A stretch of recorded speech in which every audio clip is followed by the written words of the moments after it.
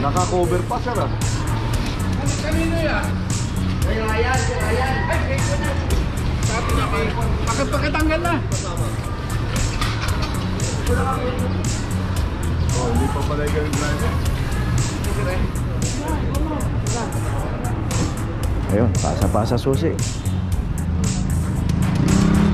So dito nga may makikita tayo. Bawal pumarada sa harapan ng gate, pero maraming nakaparada. 26 sir yung ticket. Hindi, araw-araw. Ha? Hindi ba kasi nakawala yung ticket mo? Hindi ka sir, sarap mo sa sakit. Lahat po kayo dito na may ticket. Sinanap po namin sir kasi nga. Saka section commander po ako na dito. Dapat sir, ilang bisuhan kami po.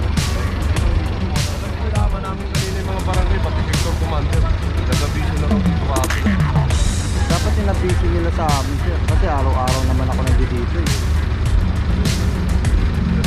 Saka yung naninikat dapat inanuhan niya ako sir. Nilang gisna, ang pinagisna nilang dati, pwede tayo magparada. Kung saan saan?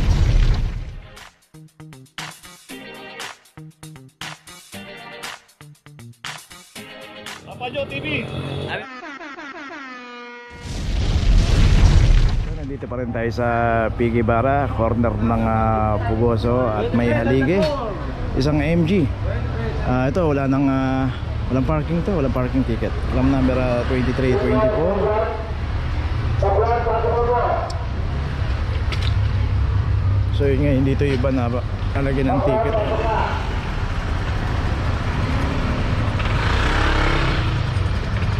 Ayun, meron ng club yung Arebo, walang ticket.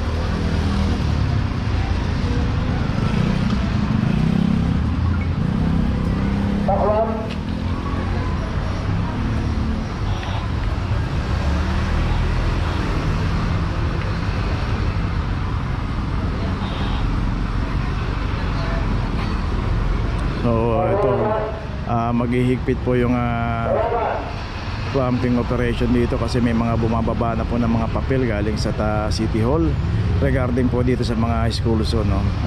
Kasi dapat ang priority dito ay mga estudyante, lalo na pagkalabasan sa pasukan.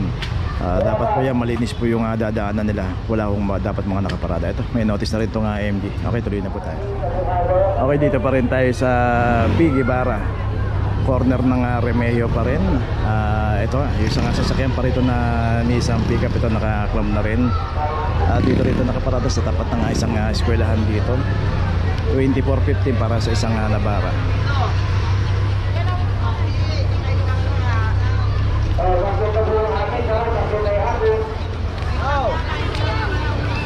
Okay, may notice na rin itong Navara. So kasama to doon sa mga naklamp doon. Paruktong natin pasukan ng mga estudyante, ang dami. Okay, tuloy na po tayo. Oh, hindi pa pala yung driver. Ayun, pasa-pasa susi.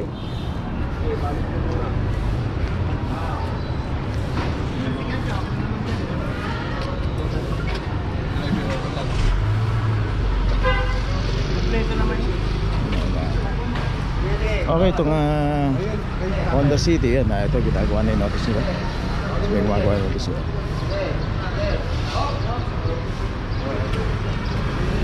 So yun, halos lahat naman dito naklam. Bukod lang sa inabot.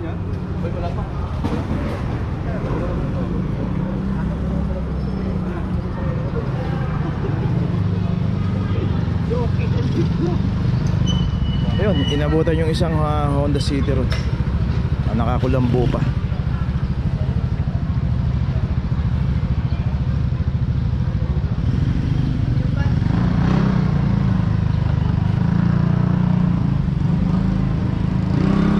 So dito nga may makikita tayo.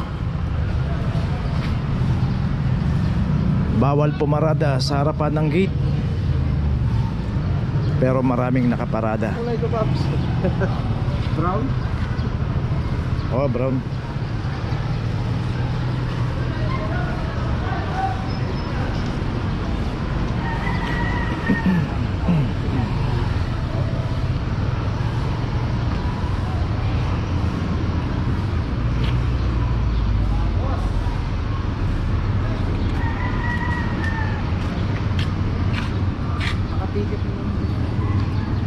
26 sir yung ticket. Hindi, araw-araw yung ticket. Hindi na kasi nakawala yung ticket kasi yung leader sir, ang sarap mo sa sakit.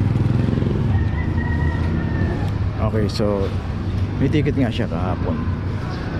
Hindi niya pa alam na complaint area na itong pinaradahan niya.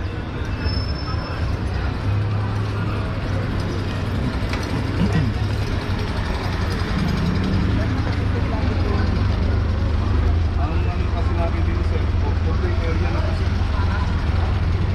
lahat po kayo dito na may ticket. Sinanap namin sir kasi nga nalik namin na isa. Saka sector commander po ang nagano dito. Dapat sir, inabisuhan kami sir. Alam ko inanuhan yung ng barangay. Kasama namin kanina yung mga barangay, pati sector commander.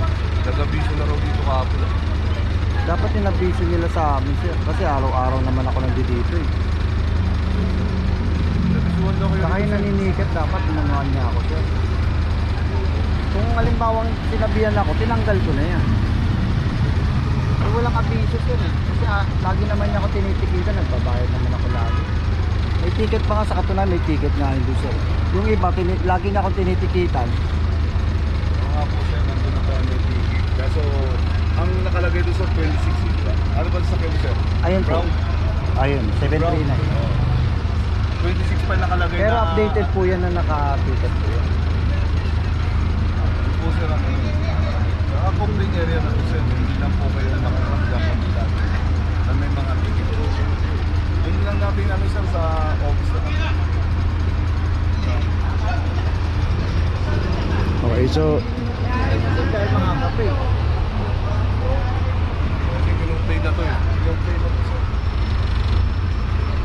Ano magkano tubos niyan sir? Halimbawa, 900. Magbabayad ako ng ticket tapos so yun, si sir nagbabayad ng ticket. Siguro mas maganda niya huwag ka nang pumarada dyan kasi complaint area na yan, huhulihin na yan kada may nakaparada dyan. So yun sa kanya kay sir yung Honda City. Okay, hanggang doon umabot tayo sa kanto ng Remigio. Okay, tuloy na po tayo. Okay, nandito na ngayon tayo sa opisina ng clamping sa impounding dito sa Central. Dito na po nagtatapos ang ating vlog. Maraming salamat po sa mga subscriber, sa mga viewers, sa mga napadaan po sa ating channel. Maraming salamat po sa mga suporta nyo. Sa mga hindi pa po nakakapag-subscribe, subscribe na po tayo mga kabayan. Maraming salamat po. Mabuhay!